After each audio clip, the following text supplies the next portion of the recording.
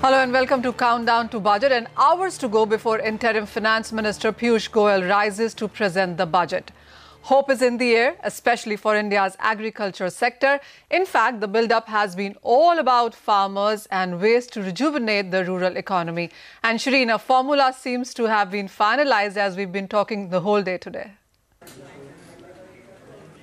Well, that's right, Manisha. At least it seems so. Agri is likely to get top billing in the budget, and sources tell us that a farm package based on the existing schemes in Odisha, that's Kalia and the Bhavantar Yojana in Madhya Pradesh, could be on the cards. So Kalia 2.0 and Bhavantar 2.0 perhaps could make their way as part of the agri package or the farm fix when the budget is presented tomorrow. Let me quickly explain how both these schemes work. Let's start with Kalia in Odisha. The state government offers an income support of 10,000 rupees a year to small and marginal farmers. The difference between this scheme and the Raitu Bandhu scheme in Telangana is wider coverage. The Telangana scheme does not cover tenant farmers, but Odisha's scheme does cover tenant farmers, and perhaps that is the reason why the government has decided to opt for the Odisha Kalia scheme and not the Raitu Bandhu Telangana model. In Madhya Pradesh, the Bhavantar scheme compensates farmers for the difference in their selling price with a minimum support price. It does not apply to all crops, so the budget tomorrow could use, and I'm using those words carefully because it's not done till it's done, but we are given to understand is that these are the two preferred models that the government is looking at and may find their way into the interim budget. Joining us now to take this discussion forward are the former Agriculture Secretary Siraj Hussain, ICFA Chairman MJ Khan, Agri-economist Devendra Sharma, and Ajay Veer Jhakar of the Bharat Krishak Samaj. Gentlemen, appreciate you joining us here on the show. Ajay Veer Jhakar, let me start by asking you, there are various noises on the street that the budget is going to have a major thrust for farmers and for the agri sector. There are expectations of a basic income, of insurance premium being waived, and many others. What would your expectation be, given everything that you've heard so far? I've been hearing the same voices for the last 4 budgets also, that it's going to be a farmer-friendly budget, farmer incomes are going to increase, MSP has increased, and A2FL, C2FL. I mean, there have been all sorts of slogans and promises over 4 years, to the point that I've lost hope that there could be any miracles in the coming budget also. We might have slogans, we might have announcements which are very big. And like you said, there's supposed to be really good announcements coming forth tomorrow.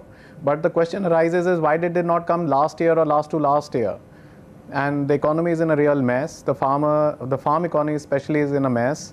Agriculture prices have not increased in the last 2 years, and while inflation has been there at 3 to 4%, in real terms you would say that in the last 2-3 years the real income of farmers has reduced. Since the time the government gave a slogan that farmer incomes are going to double, the farmer income has actually come down. So I don't have much hope on outcomes. I have a lot of hope that the announcements are going to be very good, but I do not have any hope that these announcements will turn into favorable, positive outcomes for farmers. Mr. Hussain, getting you in the conversation as well, and just to narrow it down to 3 things really. One, of course, is Bhavantar, the other is Kalia, and then the Raitu Bandhu. But just starting with Bhavantar itself, we saw the Madhya Pradesh as a government pick it and then drop it and then pick it again. And then we do, of course, understand that there are some limitations to Raitu Bandhu and Kalia as well. What is your sense if one of these state schemes were to be taken as a national scheme, which one really stands the best? Or is it going to be a mix of it really? I think Bhavantar is very difficult to implement, because for that we need a very robust mandi infrastructure and a very detailed and thorough and correct and incorruptible system in mandis, which unfortunately does not exist in most of the states.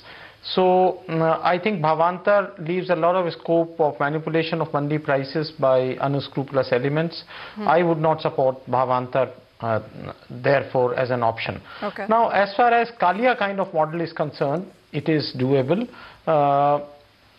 However, there would be enormous difficulties in identifying people who would be given the benefit. Even if the scheme is limited to rural areas and people dependent on agriculture, their identification is not easy, as we have seen in case of National Food Security Act. Actually, there is an example before us for identification of Antyodaya households under Food Security Act, and if time permits, I'll come to that in more detail.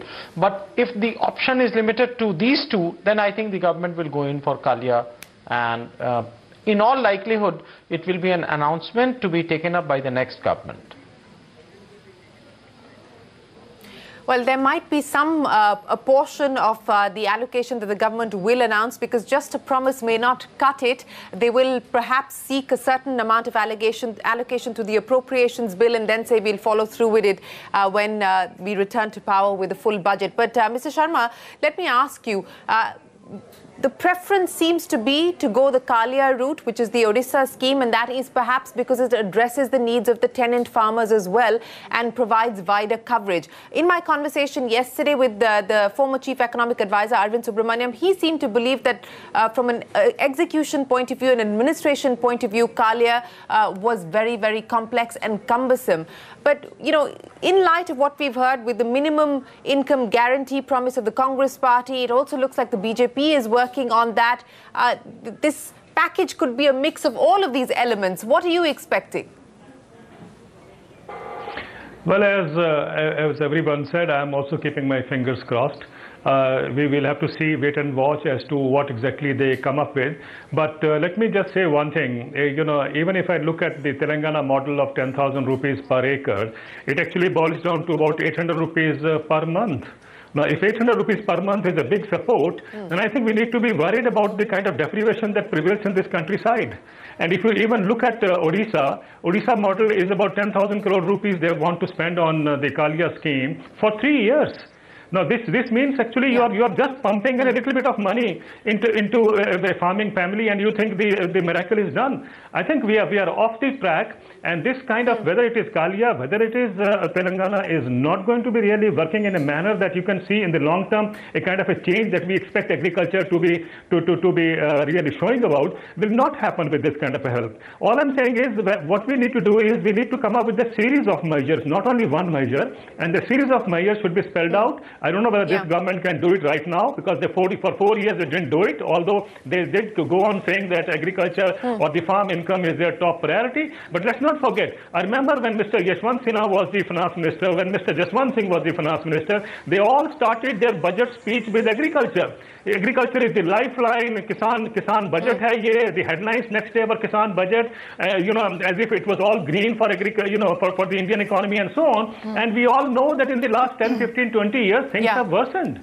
So let's not go with the promise that is shown or demonstrated in the budget speech, and let's go by what the content is going to be. I think that's going to be a very, very difficult task. But if the intent is there, it is possible. But if there is no intent, we'll go on doing the same kind of exercise that we have been doing all these years. Right.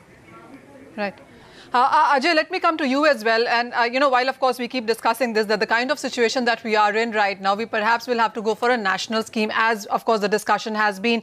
But what is your sense? Because I'm assuming some of the funding will come in from the central government. Some, of course, would have to be footed by the state governments here. And not all of them really are cash rich right now. What is the sense as we continue to keep discussing about the implementation part of it? Because there have been a lot of existing schemes. We are thinking of getting another, perhaps there could be more new schemes announced tomorrow. But how do you look at the state and centre balance right now? There is a lot of hope that this budget, the government is reacting to the realization that there is a crisis in the villages, and that might translate into a vote against themselves. So they are obviously coming out with good programs. I believe that whatever they're going to announce tomorrow is going to be very positive and favorable for the farming community. But other than just making announcements, it's also important that they consult people working on the ground on how those programs need to be implemented. You know, the trick is in the fine print of the programs. The trick is in implementation, coordination between different departments, between different ministries, between the central government and the state government. And I think all government programs that are existing today that impact rural livelihoods must be assessed independently by a farmers' commission, so that the government has an informed third-party opinion on what is wrong, what needs to be tweaked. Some schemes may need to be dumped completely, and some schemes may need to be changed in a way, or maybe new schemes would be required. The government should not feel that they are the best judge of what is required for this nation's development. They have to take opinion of people who are working on the ground. They have to get civil society into the discourse to get better outcomes. You know, Mr. Khan, let me come to you on this issue on whether we should look at a Telangana Raitu Bandhu-like scheme or an Odisha Kalia-like scheme. And I go back again to the conversation that we had just yesterday with the former Chief Economic Advisor, and his point of view was that instead of doing these targeting in schemes, let's do a targeting out scheme by way of a quasi-universal basic income, with both the centre and the states having their skin in the game. The calculation worked out was about 18,000 rupees per rural household per year, works out to about 1.3% of GDP at about 2.5 lakh crore rupees. I don't know whether this is what the government is finally going to do or is considering at this point in time, but what makes sense to you?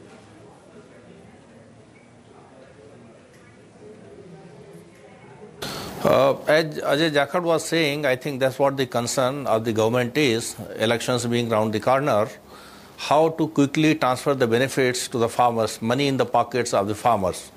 Now, agriculture to be made more efficient, more commercial, export-linked, more competitive, more profitable, and all that will be something that long-term measures can respond to. But immediate concern is, so both the models are being discussed. In fact, day before I was with the union minister, very important, and we discussed for an hour that how the best of the two could be actually send a sense of jubilation among the farmers, given the fact that the government has realized that farmers are not actually very favorably attuned to whatever measures have so far been taken.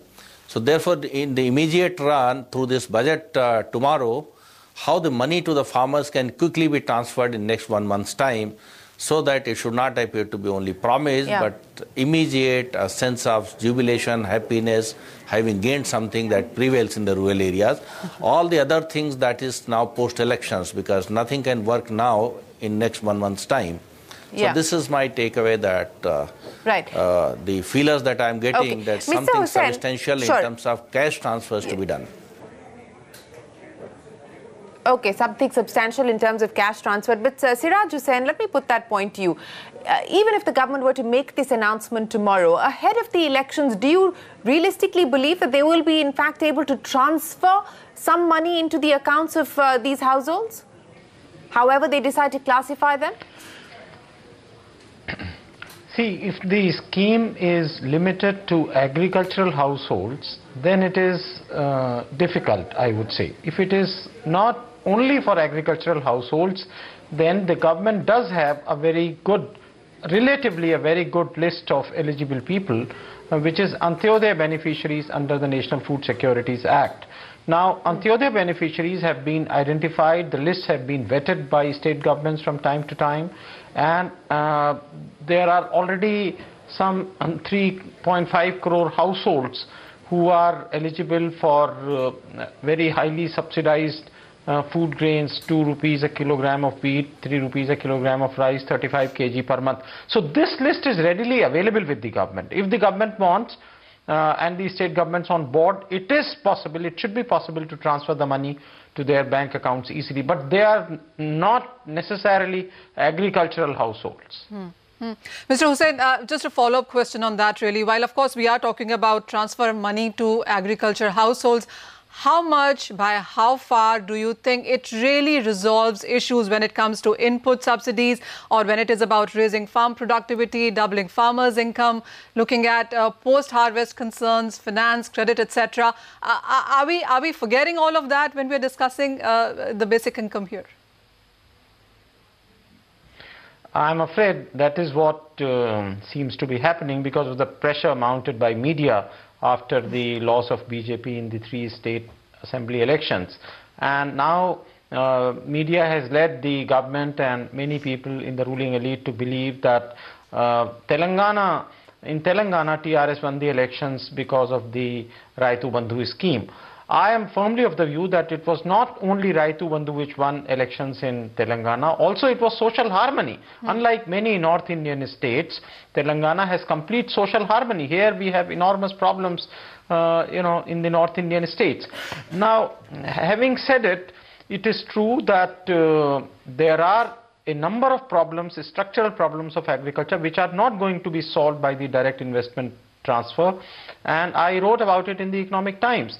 For example, just to take one example, in Punjab the farmers are facing the problem of depleting water table year after year, and yet the government has done nothing to encourage the procurement of maize instead of rice. The central government in fact has refused to bear any food subsidy on account of maize procurement. So how do you address the problem of water in Punjab? That is one example. There are many more examples from every state. So in my view, the agricultural regions of different states need different solutions. For example, in Maharashtra, 25% of sugarcane area is already under drip. We can bring much more area by giving more money. Mr. Sharma, let me come back to you now. You know, if the government were to do something substantial, because as you pointed out, the existing schemes that have been talked about as possible national models, it works out to about 800 rupees a month. But if something more substantial has to be done, which is anywhere between 1,500 to 1,800 rupees a month, which is the calculation that Arvind Subramaniam is working with, then he also talks about rationalization of current subsidies within the agri sector. He's identified 4 or 5. He believes the utility of those has outlived their date for now. But you know, where will the resources be raised? Because in an election year, it's hardly possible for the government to try and rationalize agri subsidies. Well, there are two things here. First of all, when you mentioned about subsidies being transferred in cash to the farmers, there's a Niti Aayog report which says that if you club all these subsidies, fertilizer, pesticides, crop insurance and so on, then you can give and hand out a package of 15,000 rupees per hectare to the farmers. If that has to be applied in a smaller way, the reports I saw in the newspaper, some newspapers said that the quantum of subsidies left now is 70,100 crores, and if that is transferred in cash to the farmers, that is what exactly the direct income transfer would be. But I think there is a difference between direct income transfer and direct benefit transfer. Now what is happening is direct benefit transfer, which is basically a mechanism to see that the subsidies reach effectively and in a transparent manner, but it's not income support. So I think let's not mix up this. When I saw the news report, and there was a lot of happiness as far as the bonds market was concerned and so on, but I think that will not be real help to the farmers.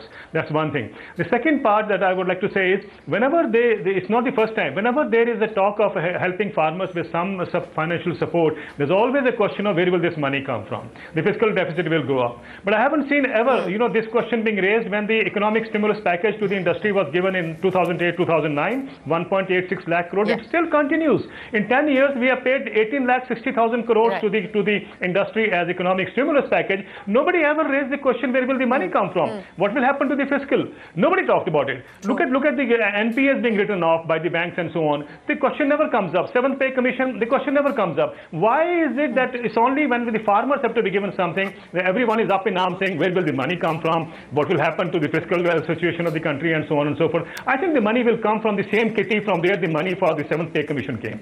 The money for agriculture will come from the same kitty from where the money for the economic stimulus package to the corporates came. So I think that's not a question. It's only a question of priorities. And if the political will is there, I'm sure this can be sorted out. Well, you're right on that count, sir. If there is political will, the money will eventually come through. Whether it comes through in the interim budget or it comes through in the full budget is a separate question. But before we wrap up, let me go back across to the former Agri Secretary, Mr. Siraj Hussain. Mr. Hussain, we're counting down now, hours away from the interim budget. What do you believe is the most likely scenario in light of everything that we've heard the government say so far? Arun Jaitley, speaking with me a few days ago from New York, said that the markets will understand because the need for the agri sector and addressing the needs of the agri sector today are very real. This is also a political opportunity. Given the context, what would be your best guess? I think, first of all, the target of fiscal deficit is going to be breached.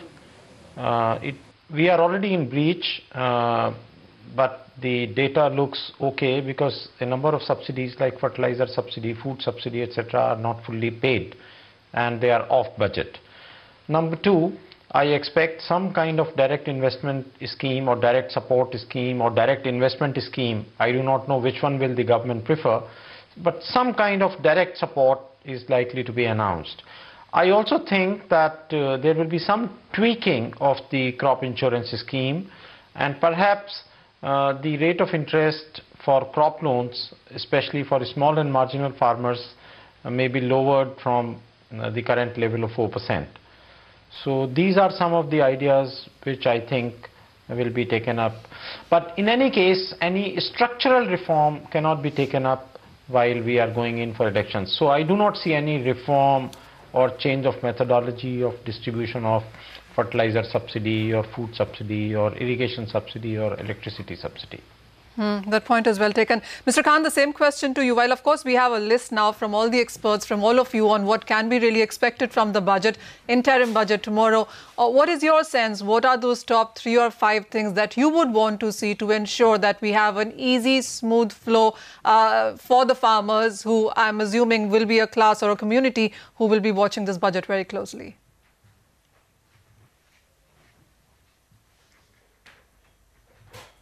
No, as I mentioned, that elections being round the corner and having seen the impact of the financial benefits in the year 2009 and then in Telangana and recently the 3 states that Congress that announced that loan waiver, therefore some kind of direct benefit transfer in whichever farm which gets in the pocket of the farmers the money immediately, that will be topping the agenda of the government.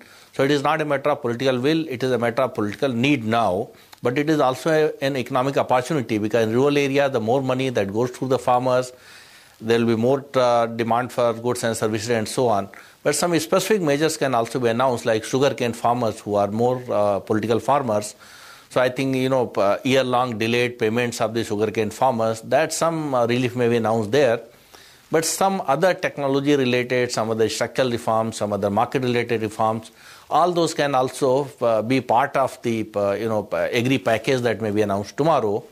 So it will be comprehensive, but topping it all will be the financial benefits that will be actually, whichever way these are worked out, but the concern of the government is that money in the pockets of the farmers must be there immediately so that,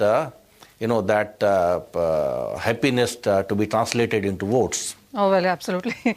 So sector-specific and technology worth issues, of course, could be tackled as well. But before we wrap, Ajay, a final question to you as well. What are your top 3 main expectations that you see going through to ensure that the farmers' happiness at least is taken care of? I think so. It's too late to think about what I would want in the budget. But what I think is coming in the budget is something to do with a cash transfer to the really poor people. Second, what I think is coming what I hear is something to do with interest rates. And the third is coming is on the insurance premium. These 3 things are, this is what is is the narrative of what is coming as a pro-farmer budget. I'm very optimistic that what they're going to announce tomorrow is going to be very good. Let me put it on record. I'm very optimistic, and I believe that after making wrong policies for 4 years, they've learned their lessons. They're taking advice from Niti Aayog. They're not depending on the Agriculture Ministry all alone. So they have better advice, I think, coming in. And what will come tomorrow should be very positive for farmers. Well, let's see if you're as generous post the budget. Ajay Veer Jakar, Devendra Sharma, Siraj Hussain and Mr. Khan, appreciate you joining us here on the CNBC TV 18 special as we count down to the interim budget on what we can expect for farmers tomorrow. We'll take a quick break. There's a lot more coming up. Lots of breaking news. Don't go anywhere.